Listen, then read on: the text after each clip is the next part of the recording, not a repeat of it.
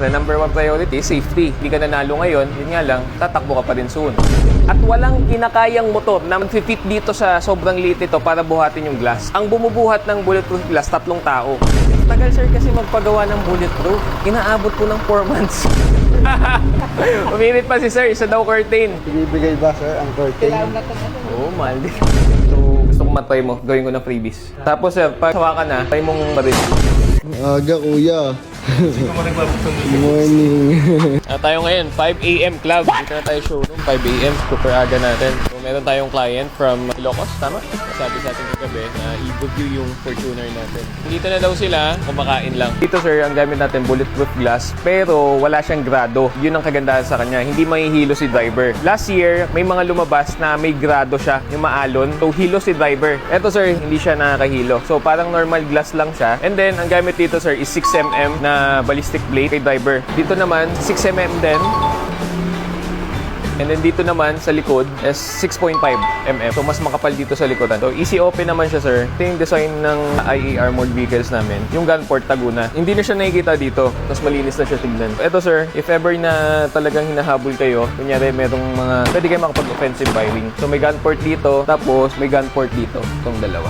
So, yun ang kagandahan sa kanya. Hindi limited yung tatakbo lang kayo. At least makakapag-offensive din kayo. Ito sir, may warranty to ng 2 years kasi brand new siya. 2 years warranty doon sa part. Sa glass, may warranty rin to if ever na magka-fade siya. Basta sir, wag lang pong ibibilad sa araw. Wag naman sir yung yung magdamagan tapos hanggang mga 3 araw. So, kailangan ina-advise namin sir. First time nyo lang siguro narinig to, no? Pero ganun po kasi ang pag-maintain ng bulletproof. Kasi ito pong bulletproof glass natin, yung outer layer niya salamin. Pero yung inner layer niya is, alam niyo po yung tatawag na parang polycarbonate. So, para siyang goma. Kasi yun yung nag-i-stop sa bullet. So, yun yung nag-fade, naninilaw. Kaya, wag na wag po nating ibibilad sa araw. Kung aalis naman tayo, kunyari, meron parking talaga sa labas, walang problema yun. Tapos, sir, automatic na rin.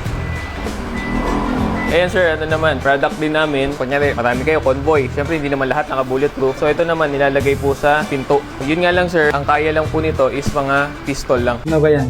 Get ba yan? Hindi sir. Isa po sa product namin na nilaunch ngayon. Ito po sir, 35. Pero ang bentahan sa market po nito nasa 50. Parang Kevlar na po siya. Isa lang? O Opo, dalawang? isa lang po yun. Pinakita ko lang sa inyo sir, kasi marami rin kaming hinahawakan na nasa politics. Siyempre, number one priority, safety. Kahit hindi ka nanalo ngayon, yun nga lang, tatakbo ka pa rin soon. So, kailangan ng protection talaga. Magpa-flat siya, pero hanggang dito lang. Kasi merong run flat insert, yung parang plastic engineered.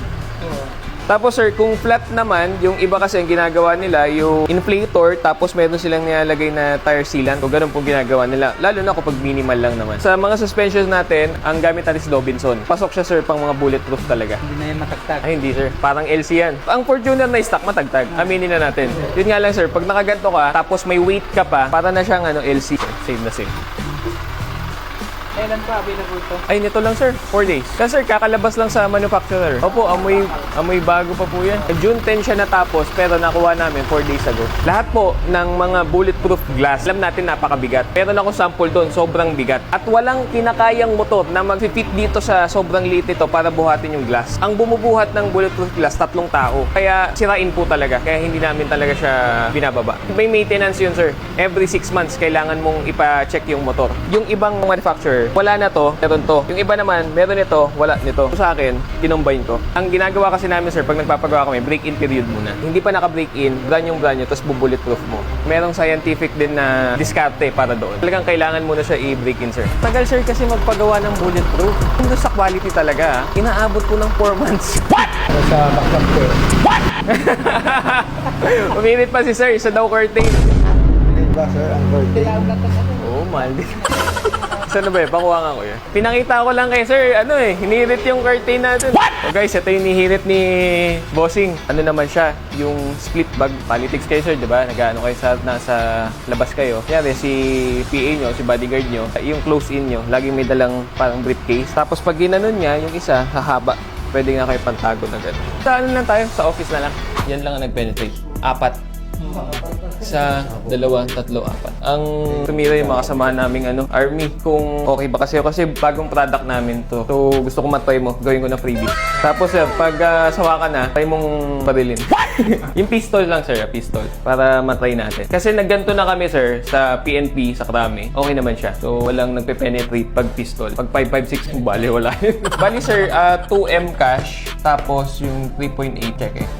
Okay. Ito po yung bago niyang CR. Ito yung open deed of sale. Yung ID ni first owner. Dito naman sir, ito yung certificate. Yung sasabi ko sa'yo sir, June 10. So brand new talaga yung pagka-bulletproof niya. Nandiyan po yung mga ginamit sa kanyang items or yung mga parts. So meron po kayong 24 months warranty on armored parts and services. So ang gagawin niyo lang sir, bago po kayo ma-register dito, pag nakauwi na po kayo, ako na pong bahala magpa-register sa kanila. So anytime, taga dito lang yan sir, sumulong eh. So pag kailangan niyo pong pa-servicean, dali niyo lang sa amin yung unit. Kasi sir, kailangan po ma-servicean niya kahit mga once a year. Siyempre yung mga bakal niyan, magsisettle pa eh. So kailangan pa-servicean niyo po yan para ma-check din nila. Baka merong mga corrosion or mga ma-prevent natin. Ito naman sir, yung mga paano sila alagaan. Engine and mechanical. Ang mangyayari po kasi niyan, ang lagi niyo pong gamitin is fully synthetic na. Bawal po kayo gumamit ng regular oils. So dapat fully synthetic na dahil alam naman natin medyo mabigat na yung sasakyan. And every 5,000 po tayo magpapalit ng oil to prevent na masira or masyadong mabatak yung engine. Ang bulletproof glass naman natin sir, sabi ko nga po sa inyo kanina, number 1 na kailangan nating sundin is meron dapat cover yung parking natin. Huwag po natin papabayaan na nakabilad sa araw. Talagang mag-fade, magde-delaminate yung salamin. Nandito naman sir, pati yung mga parts, suspension, wala po tayong warranty sa suspension. Gawa ng wear and tear ang suspension natin. Pero if ever naman na masira na po yung suspension, meron naman tayong mga available para maka-order po agad. Tawag nyo lang sa amin. Tapos sir, if papa-transfer mo na siya, ipirma ka lang po dito na Vendi, samahan nyo lang po din ng isang ID nyo.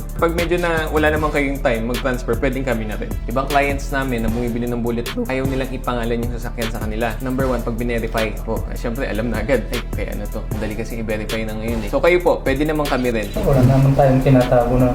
Sige sir.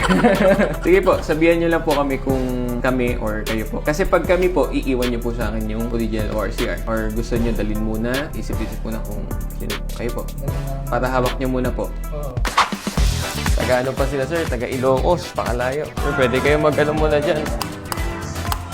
So, ayun guys, tapos na natin ma-deal with our client from Ilocos. Medyo natagalan lang kasi kailangan pang checky kasi pinambayad sa atin. So, inantay pa natin yung bangko. 4 hours din tayo nag-antay. Pero worth it naman kasi kasama rin natin sila boss mag-antay. So guys, first bulletproof na sakyan na gawa sa IE Armored Vehicle. Sold na agad in just 5 days. Napakabilis talaga. Ayan guys, so itong kagandahan sa amin. Yung mga binibenta namin, meron kaming mga sample dito ng na-test na namin. Syempre, ng bago. So, ayan, at least makikita ng mga clients natin. Doon na pabilib si Bossing. So, ayun guys, just follow our page, IE Cars Auto Care Auto Trading kung gusto nyo ng mga ganong unit.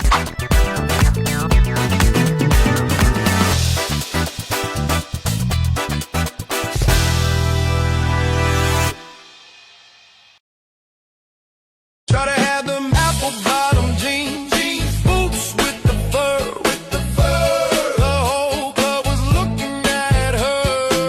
She hit the floor. Next thing you know, shorty got low. Welcome to Abiso Wellness. This wellness technology is invented by Doc Abiso that to extract natural body stem cells combined with superfood supplement for the last 48 years of formulation and development. It was proven that can help many chronic diseases. The superfoods was oxy non-herbs, natural non-herbs, proselyte non-herbs. We have a lot of testimonial from many type of diseases, from cancer, stroke, sciatica, lumbar, autoimmune. Just continue this video to the end. Ilang mga natatanging Pinoy sa bansa ginawaran ng pagkilala sa katatapos lang na Bravo Philippine Awards na ginanap sa Manila Hotel. Basta binigyang pagkilala yung Pinoy inventor na si Ismael Aviso Sr. bilang Inventor of the Year at kanyang anak na young entrepreneur na ginawaran ng Excellence in Business. Papasalamat ako maraming. Una sa Diyos, siyempre. Pangalawa, sa mga organizer nito, nakilala nila yan. Lalo-lalo na sa panahon ng pandemic. Ismael Abiso, naturopathic practitioner, inventor at microwave satellite engineer. Kamaeng, magandang umaga po. Ito, nasa linya na po natin si Engineer Ismael Aviso para sa Aviso Wellness Protocol segment po natin. Kamaeng, good morning! Isang engineer ang nakagawa ng formula para labanan ng African swine fever sa Pilipinas. Kasama po natin si Engineer Ismael Aviso, isa pong Pinoy inventor, may-ari po ng Aviso Wellness Protocol. Bigyan na natin masigabong palakpakan. Rito pong muli si Engineer Ismael Aviso. Kasama natin si Ginoong Ismael Aviso. Ng tao ay nabiyayaan ng natural healing power. Ito ang prinsipyo na pinalalaganap ng Aviso Wellness Protocol na pinangungunahan ni Engineer Ismael Aviso. Natural at mabisang panggagamot. Ang Aviso Wellness, nakabase po ano yung nasa Biblia na nakalagay lahat ng nilalang ang buhay nasa dugo. So maganda yung dugo mo, maganda yung katawan mo.